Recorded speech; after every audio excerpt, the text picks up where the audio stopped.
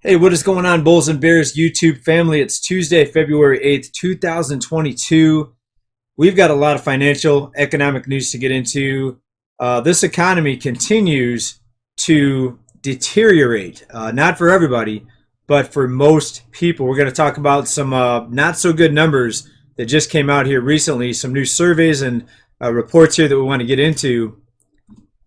And some of the news and information that's coming out is telling us that with the trillions of dollars of new money that was created and implemented and put into the economy is not going to the people that need it the most. And that's the working class, the bottom 90%. And let's go ahead and get started right here. This comes out of study finds, and even after trillions of dollars in new money creation over the past few years, still 7 in 10 Americans say they are living paycheck to paycheck. Now, some funny facts out of here from this survey: to educate themselves financially, people turn to social media. Well, I don't blame them, because you don't really learn much in school about real world finance. Even if you take an economics class, they don't teach you the real ways that the economy is manipulated and all the fakery and phoniness out there in the numbers in the economic system. Now, from this survey, most women noted the absence of credit card debt as being the most important requirement for financial comfort. The majority of men, however, think it's home ownership is the key to financial comfort. Now, out of this group, 7 in 10 living paycheck to paycheck, 63% think they will not reach a point of financial security to live a comfortable life. So again, it's obvious that most people do not feel comfortable with their financial situation.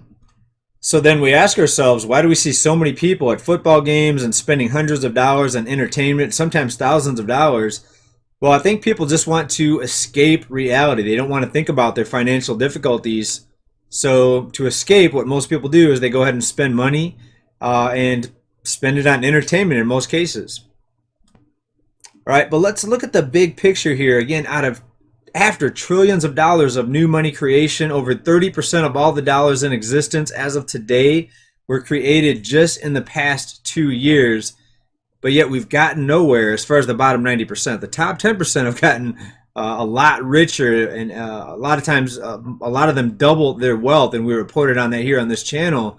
The bottom 90%, why do we still have, after trillions of dollars of new money, 7 in 10 people living paycheck to paycheck? These are about the same numbers as we saw prior to the great health crisis and all the economic issues that came about after that. Even after all of the rescue programs, the moratoriums, the pauses on people's utilities and car loans and student loan pauses, people are no better now than they were before. And in fact, if you ask most people, they're probably a little bit worse off, because the cost of living is now much, much higher and continuing to go higher. All this new money creation, and the economy is not much better for most people. The economy is still kicking people in the you-know-what. And guess what? This is just the tip of the iceberg. Things are about ready to get a lot worse. You are going to see an economic collapse here. It's already here. I mean, the economic collapse here is for most people. Anytime you have 70% of the population living paycheck to paycheck, there's already a collapse. Now, it doesn't look like the Great Depression, because people can just borrow money and still have a new car in the driveway, still have a place to live, and continue to go further into debt. But whether it's a deflationary collapse or an inflationary collapse like we're seeing now, if people still can't afford the basic cost of living, then they're going to go further into debt. So whether you lose a job and you don't have enough money to keep the cost of living, or you still keep a job but prices are rising so much faster than wages, you're still in the same boat. You still do not have enough money to meet basic needs. And that's what we're seeing. It's an inflationary financial collapse or economic collapse. But when I watch a lot of the news reports, they're saying how amazing this economy is. Unemployment is so low. This is one of the best, most swiftest recoveries of all time. And of course, they're going to point to the GDP. And they could keep kicking this can down the road for a long, long time. There's so many shenanigans that they came out with. They pulled rabbits out of hats in 2020, 2021. 2022, guess what? They'll probably do the same thing, only to a bigger degree. I think they're going to cut interest rates again as soon as the markets begin to come down. I think we're going to see the re-emergence of a lot of these rescue programs later this year. I wouldn't be surprised to see another rent moratorium come up later this year. Homelessness is going to continue to get worse as housing costs continue to skyrocket. Too many people, not enough homes. Homes being destroyed faster than they're being built in many parts of the country. With all this extreme weather and climate issues. Supply shortages, labor crunch, rising materials costs, rising transportation costs. It's all leading to higher prices. Speaking of rising homelessness, up here, let's go to the Bay Area here in California. Bay Area calls on homeowners to help house homeless residents. I've seen the amount of home you get in the Bay Area for the price, and a lot of times these people are living in basic shoe boxes for sometimes $2,000, $3,000, $4,000 a month in rent. A lot of these people don't have extra rooms to go ahead and move homeless people in or on their property. Even if you did, would you want to move a homeless person in with you or on your property? Would you even want a homeless person living in your backyard? Well, many people wouldn't. And not to sound mean, but many homeless people have psychological issues. We've documented here on this channel all of the different situations because of the mental deterioration of so many people, and especially the homeless population. It's very sad to see this, but this is going to continue to get worse until we get this cost of living under control.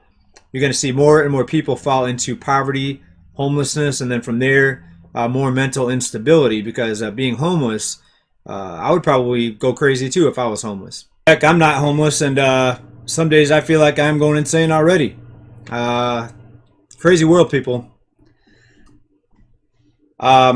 And it's dangerous. I mean, as soon as someone pulls the plug on this money printer, it's going to be millions of people starving without any source of food or no self-sufficiency whatsoever. I'd say a fraction of 1% of the population is self-sufficient.